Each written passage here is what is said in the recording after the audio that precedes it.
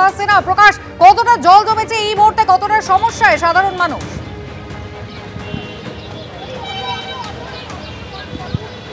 দেখো, সারা রাত ধরে আকাশ ভাঙা বৃষ্টি এবং টেগোর পার্ক এলাকা। প্রথমেই তোমাকে দেখাবো, পাশেই কিন্তু বাইপাস, এবং তুমি দেখতে পাচ্ছ বাইপাসে গাড়ি যান চলাচল চলছে, এবং বাইপাস একদম বাইপাস থেকে নামার পরেই এই যে রাস্তা দেখতে পাচ্ছ টেগোর পার্ক এবং তিলজলার যে রাস্তায়, এই রাস্তা তিলজলাকে কানেক্ট করে, কোমর অবধি জল রয়েছে। এবং তুমি দেখতে পাচ্ছ দূরে একটি গাড়ি খারাপ হয়ে গেছে, সেটা ধাক্কা দিয়ে নিয়ে আসা হচ্ছে। এবং যারাই কিন্তু এখানে এই এলাকায় থাকেন এবং নিজের বিভিন্ন কাজের জন্য ইমার্জেন্সিতে বাড়ি থেকে বেরিয়েছেন, তাদের কিন্তু চরম দুর্ভোগ, হাতে জুতো নিয়ে এই রাস্তা ক্রস করতে হচ্ছে।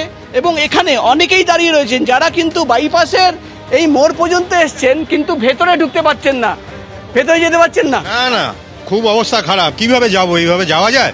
কোমর অবধি জল, বিল্ডিং এ জল ঢুকে গেছে, আমাদের অফিসের বিল্ডিং এ, আর বাড়িতে জল ঢুকে গেছে। হ্যাঁ, জল ঢুকে গেছে, সাঁতার কাটার মতো অবস্থা, যা পজিশন আমরা দেখতে পাচ্ছি। বাস থেকে নেবে, বাইপাসের বাস থেকে নেবে ঠিক এই পর্যন্ত চলে এসছেন। এখানে মানুষরা যারা অফিসে যান বা বাড়ির দিকে যাবেন, তারা কিন্তু এখান থেকে আর এগোতে পারছেন না, অনেকেই দাঁড়িয়ে রয়েছে।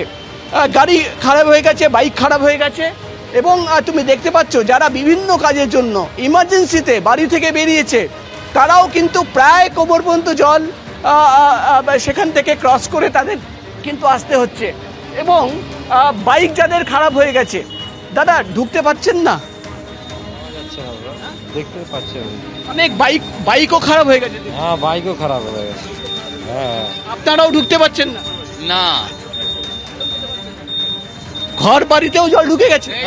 আমাদের অফিসে যেতে পারছি না, সামনেই আমাদের অফিস। এইটা দেখুন, এইটা এইখানে কিছু পাশে তোমাকে দেখাবো, এখানকার যারা রয়েছেন তারা কিন্তু নিজে নিয়ে যাচ্ছেন দেখাতে কি অবস্থা রয়েছে সেটা দেখবো।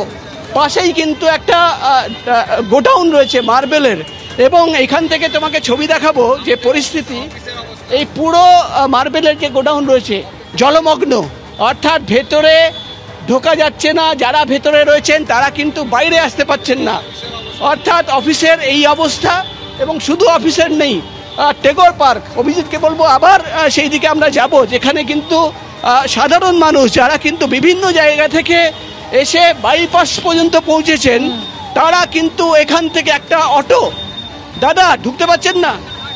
না, প্রচুর জল, পুরো এত দূর জল উঠে যাচ্ছে, মানে হাফ অটো জল উঠে যাচ্ছে। আপনারাও তো যেতে পারছেন? অর্থাৎ কোনো মতে ইএম বাইপাস পর্যন্ত মানুষজন পৌঁছেছেন, কিন্তু তারপরে কারো বাইক খারাপ হয়ে গেছে, আর হেঁটে যাওয়াটাও সম্ভব নয়, একেবারে নাকাল এই মুহূর্তে শহরবাসী। জিলাম করঞ্জয় পাটুলি থেকে রয়েছেন আমাদের সঙ্গে, কি অবস্থা এই মুহূর্তে পাটুলিতে ছিলাম? একদমই একই দৃশ্য, যে কথা প্রকাশ বলছিল বা ঐশী বলছে, সেই একই দৃশ্য দেখতে পাচ্ছ পাটুলি। এখানে আমার সহকর্মী দীপ্ত দেখাচ্ছে, যারা যাচ্ছেন এই যে বাসে করে তারা অফিস যাচ্ছেন, এবং বাস যে যাচ্ছে যে পরিমাণ জল ডিঙিয়ে আসতে হচ্ছে। সামনে যে দৃশ্য দেখতে পাচ্ছ, এইখানে এই যে গাড়িটি খারাপ হয়ে গেছে জলের মধ্যে দিয়ে, এবং তাদেরকে ঠেনে যেতে হচ্ছে। আপনারা এইখানে গাড়ি কি খারাপ হয়ে গেছে? হ্যাঁ, ওখানে প্রবল বিশাল আটকে আছে গাড়ি, দেখতে পাচ্ছ জলে গাড়ি আটকে যাচ্ছে, এবং সে 2 চাকা হোক, 3 চাকা হোক, 4 চাকা হোক। পাটুলি মোড়ের কাছে এই দৃশ্য। এইখানে একই সঙ্গে যেহেতু ইএম বাইপাসে বাস উঠবে, গাড়ি উঠবে, সেখানেও যানবাহন চলাচল স্বাভাবিক রাখার চেষ্টা করা হচ্ছে। যারা আসছেন দেখতে পাচ্ছ যে দৃশ্যটা, 2 হুইলার যেগুলো যাচ্ছে রীতিমতো বেগ পেতে হচ্ছে, বহু 2 হুইলার এখানে আটকে যাচ্ছে, তাদেরকে ঠেলে নিয়ে আসতে হচ্ছে। দূরে দেখতে পাচ্ছ বাস বেরিয়েছে, বাসে করে আসছে তারা, এবং বাসের যারা কন্ডাক্টর তারাও আসছেন হেঁটে হেঁটে এই জল ডিঙিয়ে ডিঙিয়ে যাচ্ছেন। এবং পাটুলিতে এই দৃশ্য, এই একটা লেন দিয়ে বাস যাচ্ছে, যানবাহন চলাচল করছে, অন্য লেনে যানবাহন চলাচল বন্ধ রাখা হয়েছে। পাশেই যে খাল রয়েছে সেই খালের জল পুরো নয়নজলি ভরে গিয়েছে, সেটা উপচে পড়ে এইখানে একদম পুরো জায়গাটা প্লাবিত হয়ে আছে। এবং যেটা জানা যাচ্ছে সামনে পাটুলি থানা রয়েছে, এবং সেখানেও জলের যে পরিস্থিতি এইরকম, এবং এই জলের মধ্যে দিয়ে লোকজনকে যেতে হচ্ছে। যারা যাচ্ছেন তাদের সঙ্গে কথা বলার চেষ্টা করব। আপনি এর মধ্যে বেরিয়ে? আমি হসপিটাল সার্ভিসে থাকি, সেই জন্য আমাকে যেতেই হচ্ছে। হসপিটাল সার্ভিসে আছেন, তাই জন্য তাকে বেরোতে হচ্ছে। এবং একই সঙ্গে তারা যাচ্ছেন, দেখতে পাচ্ছ গাড়ি যেভাবে যাচ্ছে, গাড়ি আটকে আছে এবং এইখানে তা প্রত্যেককে কাজে যেতে হচ্ছে এবং এই কাজে যাওয়ার জন্যেই তারা রীতিমতো এই দেখতে পাচ্ছ যে পরিমাণ জল, সেই জল ডিঙিয়ে তাদেরকে বাধ্য হচ্ছেন তারা যেতে এবং কেউ কেউ হেঁটেও যাচ্ছেন, কারণ বাইপাসে উঠে কিছুটা জল কম আছে, এখানে যেহেতু ঢালু সেই কারণে জল জমে যাচ্ছে। একেবারে ঢালু জায়গা, নিচু জায়গা, সেখানে তো জল রয়েছে, কিন্তু এই মুহূর্তে গোটা কলকাতা রীতিমতো জলবন্দী হয়ে রয়েছে। কলকাতা পুরসভাও কিন্তু একই কথা বলছে, নিকাশি ব্যবস্থা কাজ করছে না এবং খালগুলো একেবারে ভরে রয়েছে, তাই জন্য লক গেট খুলেও খুব একটা সুবিধা করতে পারছে না কলকাতা পুরসভা, কারণ জল কিন্তু একেবারে বাউন্স ব্যাক করছে। জলমগ্ন এই শহরে ইতিমধ্যেই 7 জন মানুষ বিদ্যুৎ স্পৃষ্ট হয়ে মারা গিয়েছেন। হরিদেবপুরে এক যুবকের মৃত্যু।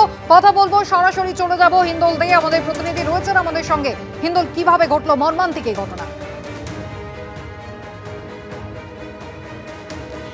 দেখো, মর্মান্তিক এই ঘটনা যেমন ঘটছে গোটা শহর কলকাতায়, যেমন 7 জনের মৃত্যু হয়েছে বিদ্যুৎস্পৃষ্ট হয়ে, তেমনই তাদের মধ্যে একজন হলো হরিদেবপুরের মতিলাল গুপ্ত রোডের। আমরা যেখানে দাঁড়িয়ে রয়েছি এখানে কিন্তু একটি প্লাস্টিকের বোতল তৈরির কারখানা রয়েছে। সেই প্লাস্টিকের বোতল তৈরির কারখানায় শুভ প্রামাণিক নামে এক যুবক তিনি কাজ করতেন এবং শুভর এক সহকর্মী তিনি যেটা বলছিলেন, তার যেটা স্পষ্ট বক্তব্য যে সেই কারখানায় একটি জেনারেটর ছিল, সেই জেনারেটরের মধ্যে কিন্তু বিদ্যুতের সংযোগ ছিল এবং সেই বিদ্যুৎ সংযোগে তার কিন্তু মৃত্যু হয়, বিদ্যুৎস্পৃষ্ট হয়ে মৃত্যু হয় শুভর। সেই প্লাস্টিকের কারখানা, প্লাস্টিকের বোতল তৈরির কারখানা, এখানেই কিন্তু একটা জেনারেটরটা রাখা ছিল এবং তুমি দেখতে পাচ্ছ যে গোটা কারখানাটা কিন্তু জলের তলায় রয়ে গিয়েছে এবং এখানে জল জমা অবস্থায় রয়েছে। এখানেই কিন্তু শুভ কাজ করছিলেন এবং সেই সময় কিন্তু তিনি বিদ্যুৎস্পৃষ্ট হন। একজন রয়েছেন এখানে, কি পরিস্থিতি হয়েছিল, কিভাবে শুভর মৃত্যু হল, আপনি কি শুনলেন? আমি শুনেছি আমার যিনি স্টাফ আছেন শুভ, উনি ইলেকট্রো কাটে রয়েছে, দ্যাটস অল। আই জানি জেনারেটর বলতে পারবো না, আমি কিছুই জানি না। আমি জাস্ট এসেছি, জাস্ট 5 মিনিট হয়েছে, আমাকে চলে। গোটা কারখানাটা, হ্যাঁ, এটা হঠাৎ করে বৃষ্টি হয়েছে, এরকম সিচুয়েশন কোনোদিন হয় না, আর এইবারে ফার্স্ট টাইম এতটা জল হয়। আপনার সব না, আমার সহকর্মী না, আমি কেবলটা দেখি। সুতরাং বুঝতেই পারছো যে এই কারখানা, যেটা কারখানার পাশেই একটা অফিস রয়েছে, সেই অফিসে একজন বললেন তিনি খুব বেশি জানেন না, কিন্তু শুভর মৃত্যু হয়েছে সেই বিষয়টা তারা জানেন।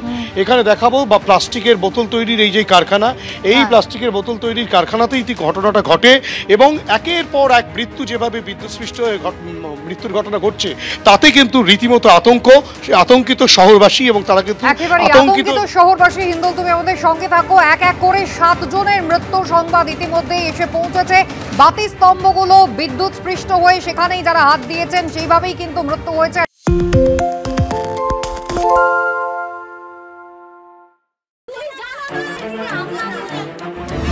বাংলা চেঁচামেচি চায় না, বাংলা খবর চায়।